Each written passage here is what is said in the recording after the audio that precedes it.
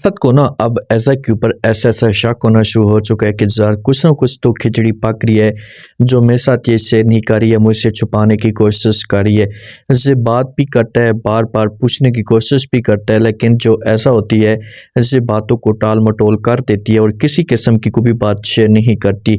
तो इसी वजह से जिस वक्त ऐसा जो होती है ना, जैसे हर वक्त सियान के साथ मैसेज पे लगी रहती है, उसके साथ चैट करती रहती है, बार बार असद से पूछने की कोशिश करता है, लेकिन जो ऐसा होती है इससे बातों को घुमा देती है। असद खुलकर बोल पड़ते हैं, जे ऐसा को कहता है कि देखिए ऐसा मुझे जो वो टेंशन आ रही है, तो ऐसा से पूछती है कि क्या हुआ असद, किस बात की टेंशन आ रही है आपको। तो आगे से असद कहता है कि भाई मुझे ऐसा लग रहा है कि तुम मुझसे कोई ना कोई बात छुपा रही हो। तो बहुत ज़्यादा परेशान हो जाती है ऐसा और फ़ौरन झूठ बोल पड़ती है, कहती है कि नहीं नहीं, नो नेवर, ऐसा नहीं हो सकता, मैं आपसे किसी किस्म की कोई बात नहीं छुपा रही, आप ये कैसी बातें करें। तो आगे से असद जो होता है इसे आंखें दिखाता है और कहता है कि ठीक है, अगर आप कह रही हैं तो मैं आपकी बात मान लेता हूं, लेकिन आप मेरी एक बात कान खोलकर सुन लें। अगर कुछ भी आपने मुझसे छुपाया, किसी किस्म की कोई भी आपने मेरे साथ बात शेयर नहीं की, तो मैं आपके साथ वो हश्र करूंगा कि आप सारी जिंदगी साथ रखेंगी अगर आपकी असलियत में सामने खुलकर आ गई।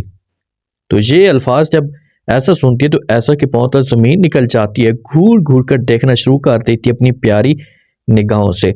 जो ईशल होती है ना, ईशल के साथ जो कुछ भी हो रहा है ना, ऐसा बुरे तरीके से ब्लैकमेल कर रही है। इससे जो इसके लिए बालों के लिए इसके पास जो होता है वो भी सारा का सारा उठाकर फेंक देती है। तो जब देखता है इसे परेशान आशिर, तो इससे पूछने की कोशिश करता है, इसे कहते कि ईशल क्या हुआ, आप इतनी परेशान इतनी उदास क्यों लग रही हैं। तो ईशल कहती कुछ नहीं, बस ये पानी में गिर गया था, वो नहीं फेंक दिया था। तो आशिर पूछते कि भाई किसने फेंका था। तो ईशल कहती है कि बस एक ही है इस घर के अंदर जो ऐसा की हरकतें करती है, कोई और तो नहीं है।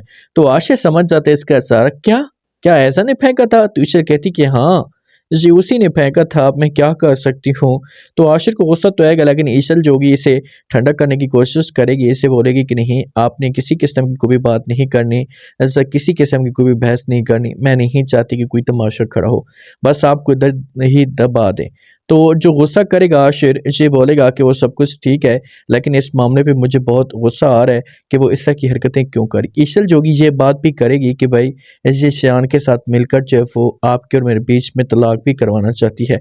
तो आशिर जो होगा इनकार कर देगा और कहेगा कि वो जो कुछ भी करती है करती रहे, इससे कोई फर्क नहीं पड़ता, आपको परेशान होने की कोई भी जरूरत नहीं है, मैं ना ही उसकी कभी भी ब्लैकमेलिंग में आऊँगा और ना ही उसकी बात मानता हूँ, सच्ची मोहब्बत करता हूँ आपके साथ।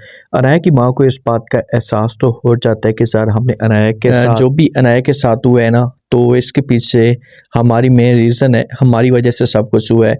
तो ऐसा कि जब कॉल आती है तो अनाया की माँ बात करना शुरू कर देती है और कहती है कि देखें बेटा, आज वो इस मकाम पे पहुंची है, इस हालत पे पहुंची है, तो इसमें जो वो हमारी भी बहुत बड़ी गलती है।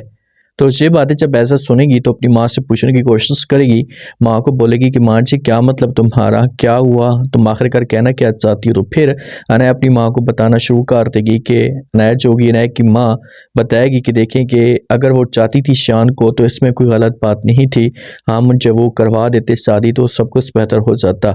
अगर ये शादी नहीं हो रही थी, रूहान के साथ हो रही थी, तो उस वक़्त हम जो वो सारी असलियत बताते तो आज ऐसा ना होता। लेकिन ऐसा जो कि इस बात को दबाने की कोशिश करेगी, माँ को बोलेगी कि आप माँ जी इस बात को छोड़ें। अब ऐसा कभी इंजाम जो है ना, ये बहुत जल्दी बहुत बुरा स्टार्ट होने वाला है।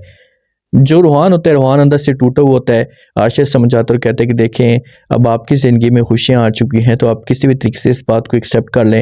लेकिन रूहान जो होता है इसे आशिर को भी इनकार कर देता और कहते हैं कि नहीं, ऐसा मैं नहीं कर सकता, बस मेरे दिल में नफरत पैदा हो चुकी है, वो दाग उसने जो लगाया है वो कभी भी नहीं धुल सकता, ये कभी भी ख़त्म नहीं हो सकता, मैं उसकी जो वो शक्ल भी देखना चाहता हूँ। और आप कहते हैं कि मैं माफ़ कर दूँ, ऐसा नहीं हो सकता।